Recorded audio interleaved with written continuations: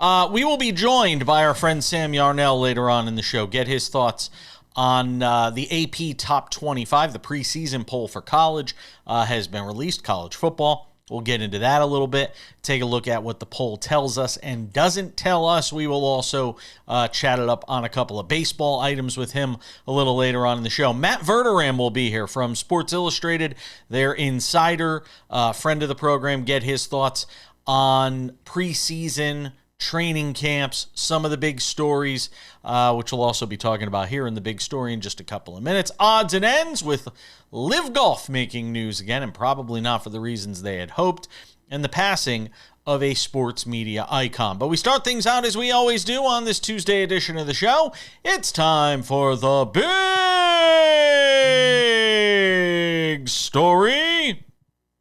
And the big story is presented by the Daily Wrap, our SportsWrap Substack. Every day, you can get the top headlines, what we're talking about on the show. The newsletter is fantastic. Go and subscribe. It is available over on Substack. Real easy. All you got to do is scan the QR code right there below me. That's all you got to do. Scan it. It'll take you there. It's free to subscribe, and get in while it's free, because it won't be free forever. The SportsWrap Substack daily newsletter waiting there for you. All right, the big story begins in the NFL with Roger Goodell. And I got to ask this of Matt Verderame when we get him on, and I'm curious to get your thoughts as well. You can see my name here on the screen at the back page if you want to hit us up on X, or curious to get your thoughts, you can send them to us at sportswrap.tv. Over at the bottom of the webpage, there's a spot to send us some feedback. Is there anything that the NFL can do at this point that would turn away fans? Is there anything that the NFL can do where you as a fan would just be like, you know what, I'm out. I'm done on the NFL? Because I get the sense that this league can do whatever it wants, operates with impunity. It can do anything it wants, and they know the fans are going to be there because we are a football addicted culture. There's no getting around it. Roger Goodell again today floating the idea, saying that there will definitely be NFL teams based outside of the United States. Is that the bridge too far for this league? Is that the point where you just say, all right, it's kind of silly we got a team in London. They've got their own brand of football there, let them have it.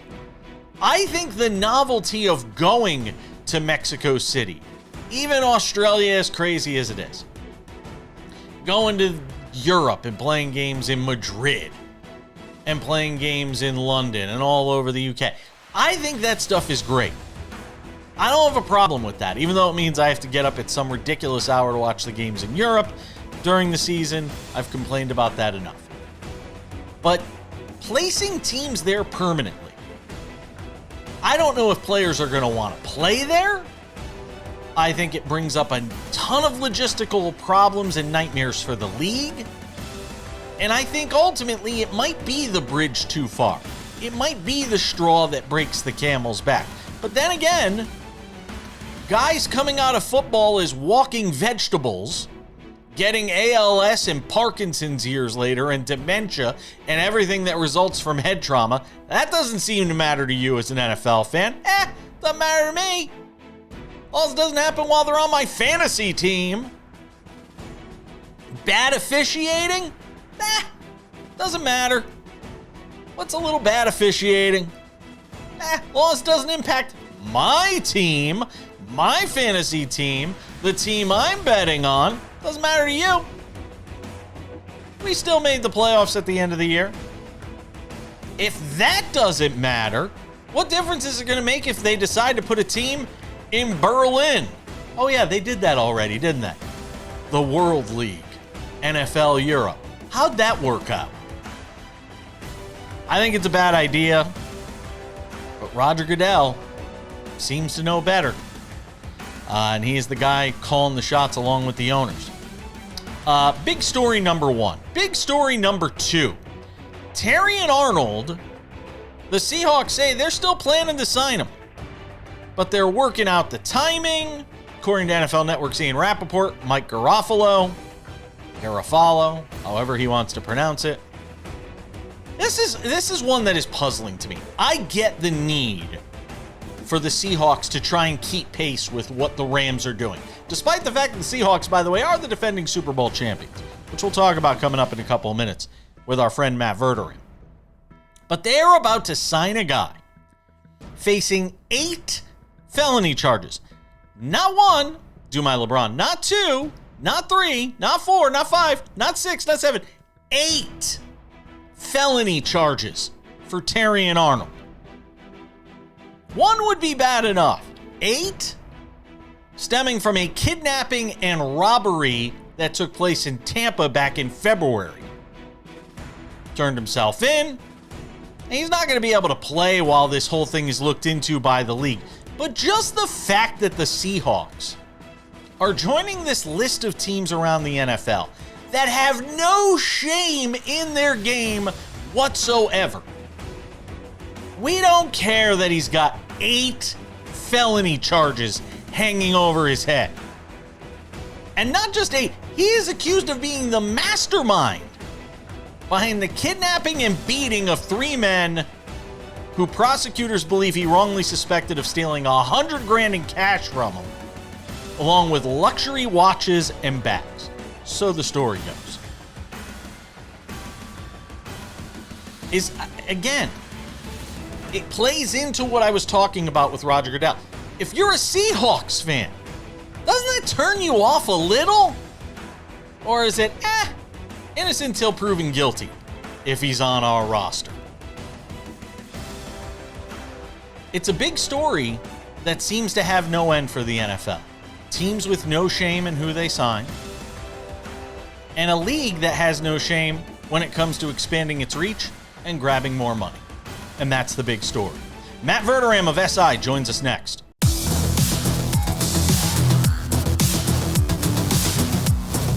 This Tuesday edition of SportsWrap continues, and it does with some talk on the NFL. After I've had my say in the big story, for the first time this season, we welcome in Matt Verderame. Does a great job over at SI. Matt Verderame Show on Patreon. Anywhere else I need to promote you? Nah. I mean, there are other places, but that's fine. That's more than enough. We could spend half the segment doing that.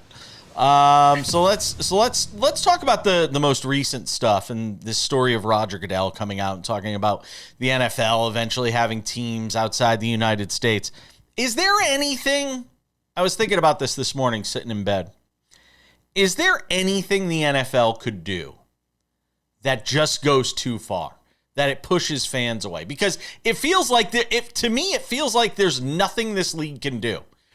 There's nothing that could happen that will ultimately push fans away to the degree that it would cause them to change course, whether it's too many games, right. What is it? It's a good question. I don't know that it would push fans away, but I do think that they are getting dangerously thin with their Sunday slate of games. I remember last year having many conversations with people who cover the league, not in the league, but cover it, with the idea that these Sunday slates stink. Like, you're sitting here, and it used to be, not sound like the old man screaming at a cloud, but it used to be, okay, look, you're going to have every game on Sunday except for Monday Night Football, and you're going to have Sunday Night Football, so let's even exclude that. So you have 14 games that are on Sunday afternoon. I mean, unless you had a really, really strange thing happen, you're going to have 3-4 games that are really good, that people want to watch, you're excited about. Like, when I was a kid, the Cowboys and Niners playing each other in the 90s, that game was on Sunday afternoon, always. That was the best game. Now, the best games are Sunday night, Monday night, Thursday night. They'll throw a good international game at you at 8:30 in the morning if you're out in the Midwest. The first week of the season, there's Wednesday night, Thursday night, Friday night, Sunday night, Monday night. Like, I mean, at some point, it does just get to be where you're like, well, why am I paying for Sunday ticket? For what? To watch the Falcons play the Cardinals? Like there just does get to a juncture where I think fans are going to be turned off by that. And that being said, I don't know that would make fans stop watching. I think it'll piss fans off. I think it might hurt Sunday ticket sales. But yeah, man, look, football has gotten to a point that if they played all their games at 10 a.m. on a Wednesday, I think they would still draw 20 million people a game watching it. It's amazing. It's sort of it says a lot about our addiction to football, for better or for worse. The great arms race going out there in the NFC West. You have the Rams doing what they did in the offseason, saying, screw all the draft picks. We're about winning now. We're about winning a Super Bowl. And it feels like in the last couple of weeks, the Seahawks have woken up and said, oh, we're going to get lapped here if we don't go and make some upgrades ourselves. So now they've sort of countered with a couple of moves of their own. When we get to the start of the season, and you have a Rams team that's, resting guys and basically going to flip the switch come week one, versus this Seahawks team that won a Super Bowl just a year ago, less than a year ago, obviously. When you stack these two rosters side by side, just purely rosters, and I get games aren't played on paper, what does Matt Verderame see? I think the Rams are a significantly better team. I think the Rams are the best team in football. I don't think they're impossible to beat. I don't think it's a foregone conclusion. But look, the Rams are better at almost every position on the field at this point. Like, where are the Rams not better than the Seahawks? I don't know. They're better quarterback, they're better running back, they're better receiver. You want to talk about the offensive line? Maybe Seattle's got them in the offensive line. I could hear that. The Rams are better tight end. They have a better pass rush. You just added Myles Garrett. They're better at corner. Just better. They're better all over the place. And and it's not like the Rams don't have a good coach. The Rams have an excellent coach, maybe the best coach. So, look, the argument against the Rams is Stafford is almost 40 years old. The offensive line is probably the one spot that you look at and go, that could be a recipe for disaster in a playoff game. That is somebody's in. That is the way that in January the Rams lose, because some team comes in there, which they don't have any home field advantage. So any team that goes in there might have home field advantage over the Rams, noise-wise. And a team goes in there like the Eagles and just says, we can put Stafford on his ass a dozen times. That's how we're going to win the game. That's what we're going to do. The other answer is that receiver room is ultra thin behind Nakua and Adams is no young pup, and Nakua has had a very, let's call it, challenging offseason. Okay? If Nakua gets hurt or Adams gets hurt or becomes ineffective, all of a sudden they become a lot easier to defend. So I don't think there's some guaranteed team. They're not inevitable. They're not inevitable. They're not. Like, I lived through some of those Patriots teams where you looked at them and just went, good luck, man. I mean, I don't know. Even some of the recent Chiefs teams where you looked at them and just said, if that team's healthy, they're winning 15 games going to the Super Bowl. Like, I don't feel like that about the Rams, but I do think they're the deserved, clear favorite going into the season. In the last 90 seconds of this segment, we're holding you over for one more. Does that division get 3 playoff teams? It should, but my guess is no, because they're going to beat each other up. And speaking of being beat up, the Niners are already at a point where they have about 3,000 injuries, which is kind of what they do. They just have injuries every year, whether it's a substation or not. I don't know.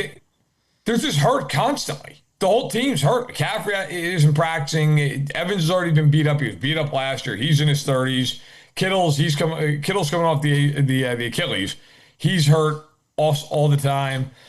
Like, Bosa's hurt.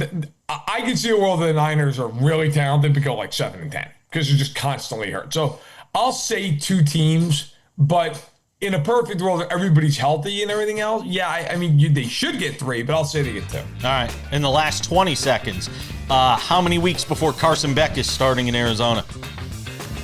God. I mean, that's a question I haven't been asked yet. 8? All right. We'll set the over-under at 7.5. Don't play him because why not? But I got to tell you, if your answer to this season is like, hey, Carson Beck, it's probably not going to go well. All right. We got more to do with our friend Matt Verderame. Does a great job over at SI, the Matt Verderame Show on Patreon. Don't go anywhere. Lots more to do.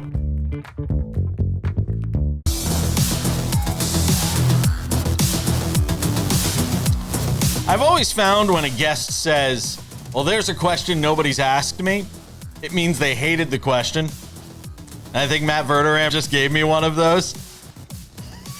I actually enjoyed it in the sense, like, I feel like whenever I go on the radio or TV, I get asked the same dozen questions about the season. And I appreciate that you were thinking about Arizona Cardinals fans. And we're on in Phoenix, man. They love us down there in Phoenix. Arizona Family Sports. I appreciate a question that's not just like, so, who's under the most pressure this year? Which is fine. It's a fair question, but it's a question I get every day. Yeah, I mean, look, we all know the answer to that. It's Sean McVay, of course. But are you going to give me somebody else? You can be Brian Schottenheimer in Dallas because of all the upgrades they made on the defensive side of the ball. Now you just ask the question. I will make you answer it. My answer is always the same thing. I think it's either Josh Allen or Lamar Jackson. I think it's, and I've said that answer for 3 years now. I mean, it's, hey man, you gonna win anything? Like, we live in this weird world that our brethren in the media love to just turn Josh Allen into the greatest quarterback that's ever played the sport. He's not. He's a great player. He's currently Warren Moon or Dan Fouts. I was going to say, is he this generation's version of Dan Marino, I would have said. No, to me, he's not. Like, Dan Marino threw for 5,000 yards in 1984. He had 48 touchdowns. Dan Marino put up numbers we'd never seen before. Josh Allen hasn't done that. Josh Allen is not the great statistical quarterback of this year. It's Mahomes. And Mahomes also has won nonstop, which Allen has done none of. Like, Allen's a great player. He's won nothing. Forget even a Super Bowl. He's never gotten a Super Bowl. He's got the 2 AFC title games. Everybody talks about Lamar Jackson being a big choker. Lamar Jackson's gone to 1. So Allen's gone to 1 more than him.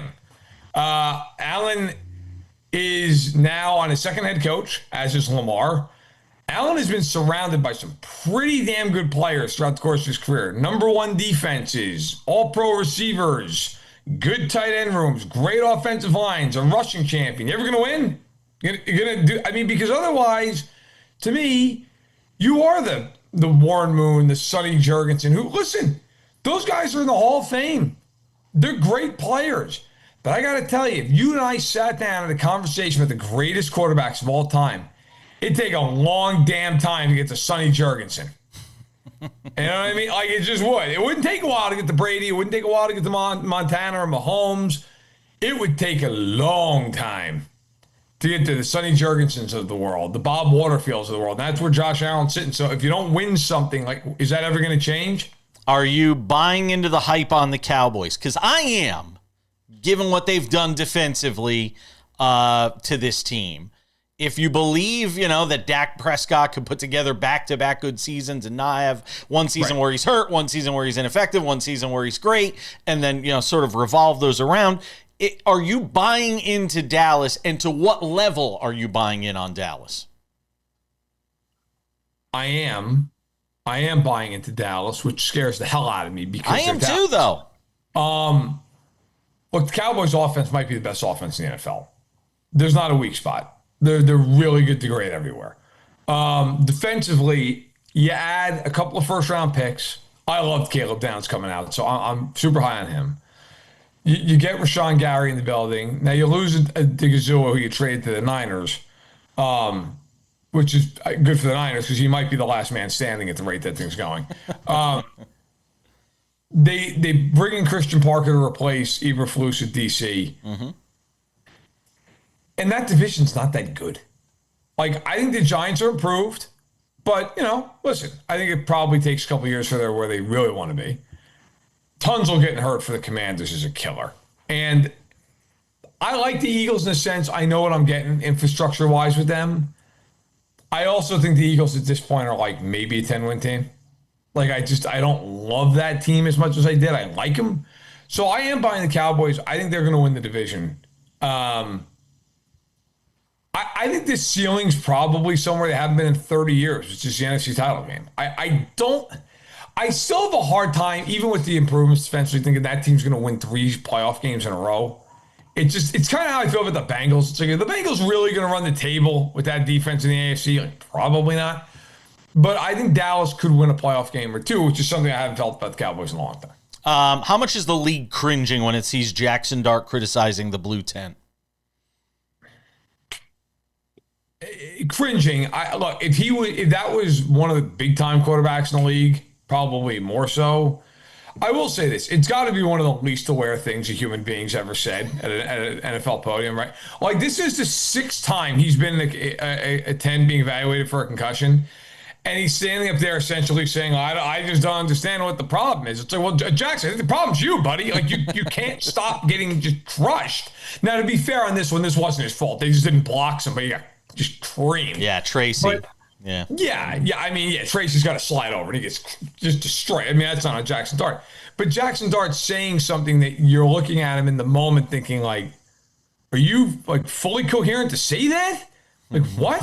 That was a little bit of sad irony there. But, yeah, look, I think it's something that, whether he likes it or not, he's going to be in that tent a decent amount if he keeps playing the way he's playing. I mean, if he continues to play with reckless abandon, he is going to be evaluate. This isn't the 90s where some guy would just get absolutely unloaded on and then be like, yeah, it's okay. Like, they're going to check you. On the Baker Mayfield front in Tampa, how sort of acrimonious has this become, and how much does it threaten to sort of bleed into the season and what that team hopes to accomplish? Yeah, I saw them a week ago, and listen, I mean, it's kind of hard to judge the acrimony at a practice or anything else, but I mean, my understanding of it is, listen, I mean, he's pissed, which, okay. I mean, he has, I guess, a right to be pissed. I don't know why he's that pissed off, though, quite honestly. They gave him a contract and nobody else would a few years ago. He stunk last year. They went 8-9, and they went 3-8 in their last 11 games, and he threw 14 touchdowns and 10 picks over that stretch. He was horrendous. Like, they fell apart. He fell apart. He's 32 years old. I mean, they didn't win the NFC South last year. You know how hard that is to not win that division? And they managed not to do it. It could bleed into the season. And listen, they lost Evans. Ibuka's already hurt. He's dealing with the toe injury. I think that if he doesn't have a good year, he's gone. And frankly, if I'm the Bucs, I don't blame Jason. I think he did the smart thing not signing him, because if he does play well, okay, you can tag him and then either just leave him on a tag or sign him. And if he doesn't play well, then you can move on and go into this generational quarterback class, go get somebody. Because if he doesn't play well and you extended him, now you're screwed. Right. Now you can't go get one of these quarterbacks. You still have him. The team's falling apart. I think the Buccaneers, quite honestly, are one of these teams. They need a youth movement in the worst way. Not in Pittsburgh. Two of them. Matt Verderame, SI, also the Matt Verderame Show on Patreon. Couple more questions for him on YouTube. We're coming back.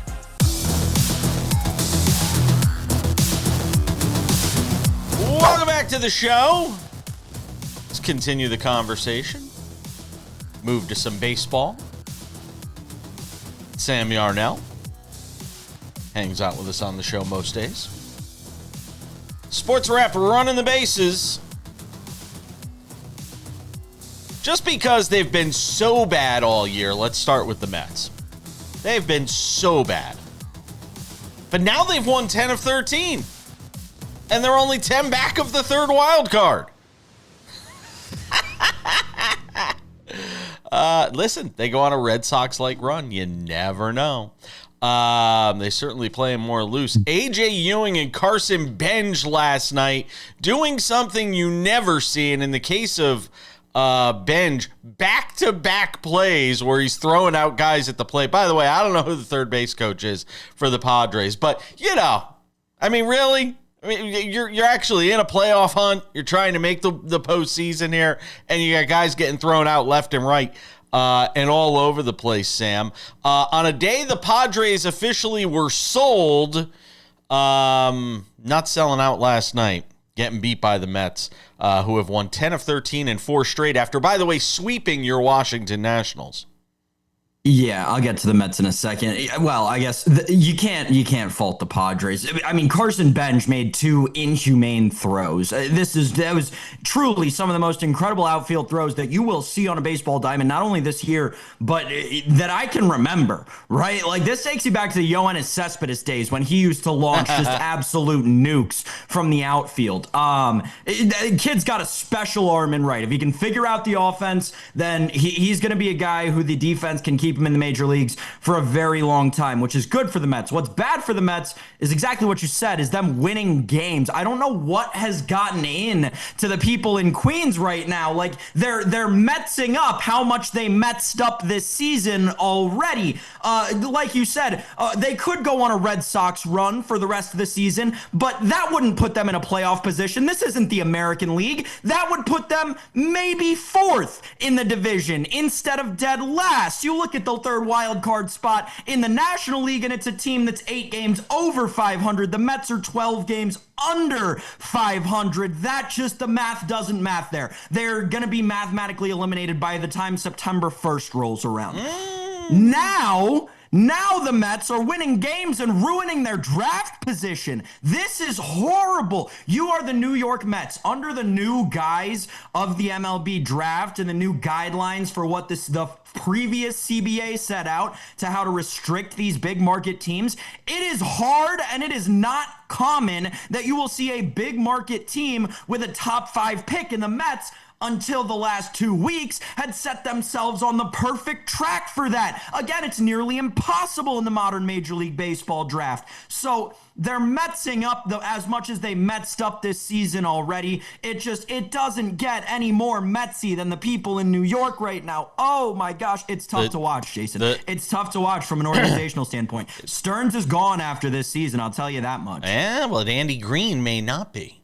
And that might be part of what's going on here, is Andy Green potentially remaining the manager of this team if management and ownership sees that they're playing for this guy and playing hard for this guy. Andy Green may wind up being the long-term solution there.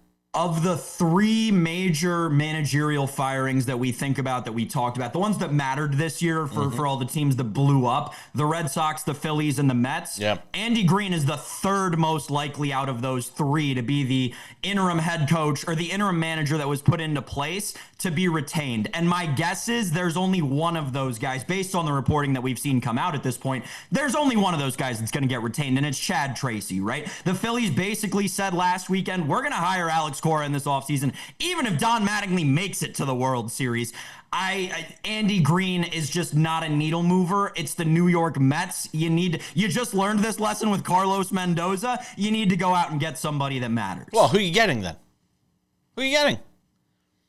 Who's gonna be that guy? No, come on, no. Yeah, Carlos Beltran, who's never managed a team in his life. You're gonna make him the manager of the New York Mets? No. Wasn't he a bench coach for like multiple years for the Astros? Being a bench coach is different than running the New York Mets. That's what I'll say about that. Ketel Marte, Sam Yarnell, a weird situation going on in Arizona, and he's had some issues off the field. Now you get the manager there saying, he's going to be, sort of taking a leave from the team in the middle of a wild card race, a bizarre situation down there in Phoenix. Yeah, I hope everything's okay with Ketel I Marte. think we all Clearly agree. It's not. I mean, you saw Torey Lovello after the game. He started crying. He started crying when he was at, like, there's very, something is very clearly wrong here. Something is not right here. This isn't even the first, and I know that there was the trade discussion like in the offseason and then again at the deadline, but like the Ketel Marte thing is a very delicate one. This isn't the first time he's left the Arizona Diamondbacks just randomly. There was a time during the All-Star break, either last season or the season before, where he just ended up in the Dominican Republic. No one in the Diamondbacks organization knew where he was, and all this reporting is just coming out that there was an instance where Ketel Marte was like, hey, what's going on? I'm in the Dominican Republic. I hope everything's okay with him. I'm not sure that it is. Mental health, obviously a big thing, and we will continue to keep an eye on this story and report on it as needed. we've got ourselves a race for the MVP award in the National League. What nights for Shohei Ohtani and Pete Crow Armstrong here in the final 30 seconds, Sam. Both of them hitting 2 home runs. In the case of Pete Crow Armstrong, the first Cub ever to go back-to-back 30-30 seasons as the Cubs beat the White Sox. Ohtani homering against the hapless Rockies. Who winds up winning the MVP, Sam? It's fun that they're manufacturing this storyline. It's going to be Ohtani. He's going to pitch again sometime in the next month, and that'll put him over the top. It's going to be Ohtani. It's cute that we can pretend that the guy who plays horrible defense is going to win it, but he's not. He better pitch well if he gets back on the mound. We're coming back.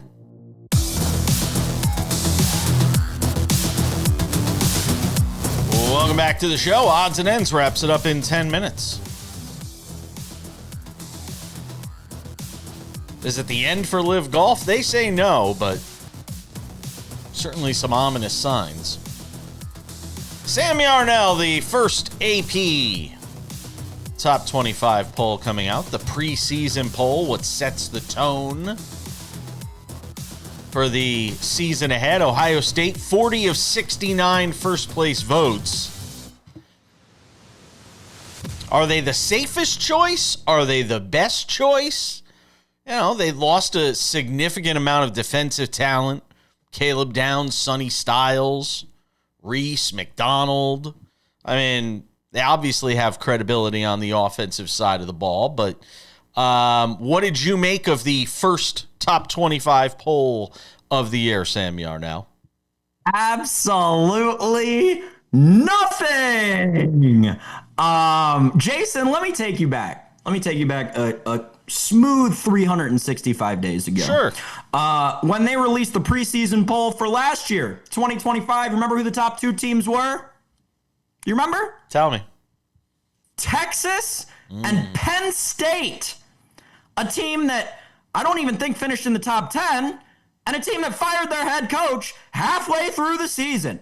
I mean, my goodness, if last year told you anything, it was that preseason rankings mean nothing. Clemson was number 4. I don't think they finished in the top 25. It's like it's a comedy of errors when you go back at the end of the season and look at the preseason rankings. So I am making absolutely nothing of this.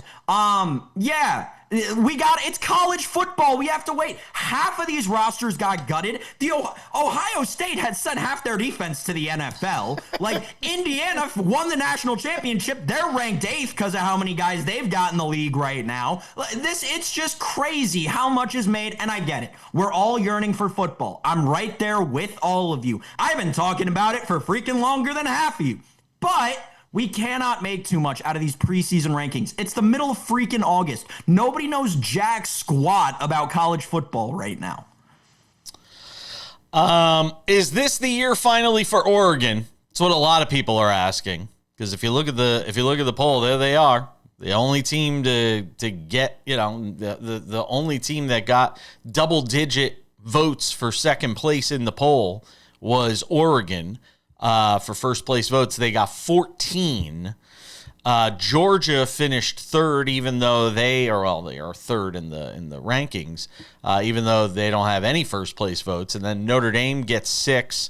Indiana still gets 8, ranked 6th. And Miami, who only made it to the national championship game last year, with just 1. When you look at this list, and this is a loaded question, and I know you're going to look at it and say, how do I know?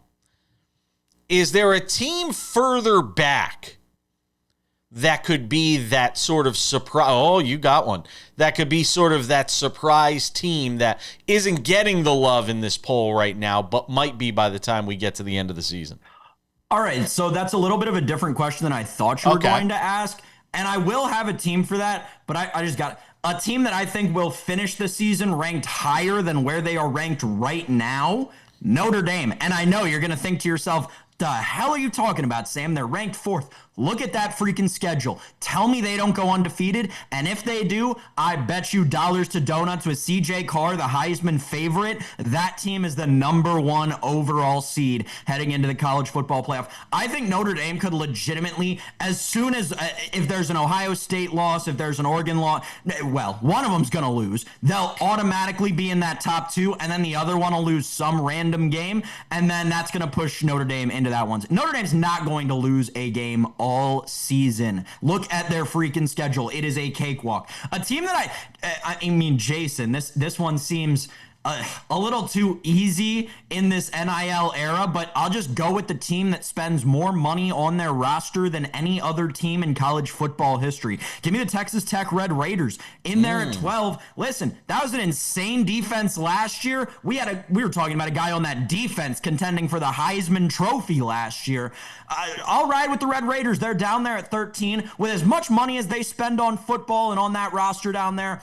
I'll take a shot on them, say they can somehow back their way into the college football playoff. Texas and Ohio State, I believe, is week 2 of the season. And, look, for everything we're looking at right now, everything could go topsy-turvy depending on the result of that game. Sam Yarnell, the other question a lot of people are asking, has the balance of power officially shifted from the SEC to the Big Ten? I mean, I've always been a numbers guy, right, Jason? And it's hard to argue with the numbers that the Big Ten puts up. Listen, I think when people think about like the Americana of college football, when we think about the pomp and circumstance of college football and like what college football means culturally, that's certainly represented by the SEC. Everything around the field of play, I'll put it to you this way, everything outside of the gridiron itself, that's where the SEC wins, right? That is all SEC. That's where the SEC is nearly untouchable. Right now, everything on the gridiron is all Big Ten. And it feels like the SEC, from a purely football perspective, again, not talking about the culture around football, the pomp and circumstance around football, because again, the SEC will take that 6 ways to Sunday. But right now, the football itself, yeah, give me the Big Ten over the SEC. The numbers play it out over the last couple of years, right? Over the college football playoff era. And by the way, you mentioned Clemson, not even in the top 25 to start the season. Could be a long year at Clemson for the Tigers when you look at this top 25 poll. But then again, who knows? Maybe they surprise, and we're talking about a different story as we get closer to the end of the season. All right, that's the AP top 25 preseason poll, Sam. We will see you later in the week. We are coming back with odds and ends to wrap up this edition of SportsWrap.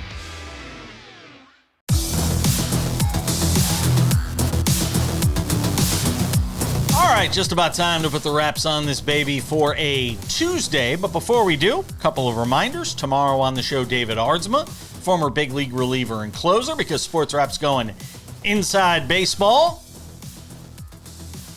Talk about some of the top stories with him. If you haven't done so yet, make sure to subscribe to the Sports Wrap with Jason Page podcast. The audio version of this very show is available Monday through Friday, wherever you get your podcasts. Spotify, Apple Podcasts, YouTube Podcasts, iHeartRadio, TuneIn, Odyssey, Amazon. Anywhere you get a podcast, you can listen to this show in crystal clear audio. It works just as well as an audio companion as it does a TV show, as it does on the YouTube channel. Go and subscribe today. We also have the Sports Wrap with Jason Page YouTube channel. This is the place to find all things video associated with this show. You saw Matt Verderame at the beginning of the show, right? Guess what? There's more to that conversation, much more to that conversation, almost 10 minutes more to that conversation. We talked about the Chiefs in that conversation. We got a little bit more into the New York Giants in that conversation, the Broncos as well. All you got to do is subscribe to the Sports Wrap with Jason Page YouTube channel. Again, it's free. We've got great content there. The full-length version of the Monday through Friday TV version of the show, 45 minutes, commercials taken out of it, so you don't have to deal with that. Go and check it out. Sports Wrap Shorts, Sports Wrap Originals, great content every day on the YouTube channel. The Sports Wrap website is hot. SportsWrap.tv is the place to go for all things associated with this show. The aforementioned podcast, the aforementioned YouTube content, the Sports Wrap Substack, the Daily Wrap.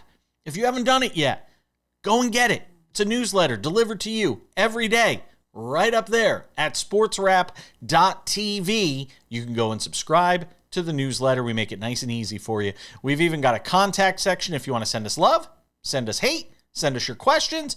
Just do it at sportswrap.tv. We encourage you to do so today.